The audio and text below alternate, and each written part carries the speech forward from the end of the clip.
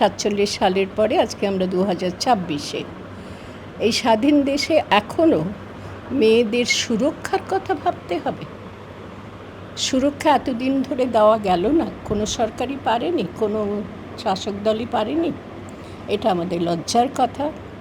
শিশু কল্যাণ, শিশুদেরকে প্রকৃত মানুষ করে তুলতে হবে, সেই বোধটা না আজকের দিনের অভিভাবকদের আছে, পিতামাতাদের, মা বাবাদের, না দেশের যারা নেতা নেত্রী তাদের আছে।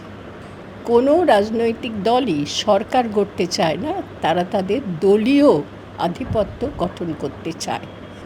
গণতন্ত্রের শাসন ক্ষমতা বলে কিছু হয় না। গণতন্ত্রে জনগণেরই হাতে ক্ষমতা। আমি টেলিভিশন রাখিনি, মোবাইলে খবর টবরগুলো পাই এবং কাগজ দেখে বিভিন্ন অনুষ্ঠান শুনছি।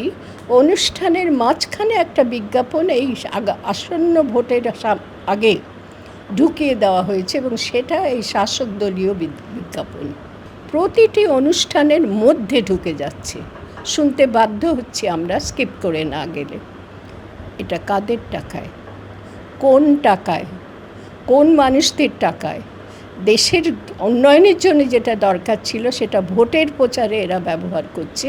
নিঃসন্দেহে সরকারি টাকা, জনগণের সম্পদ ব্যবহার করা হচ্ছে এবং তুমুলভাবে বিজ্ঞাপনে ব্যবহার করা হচ্ছে।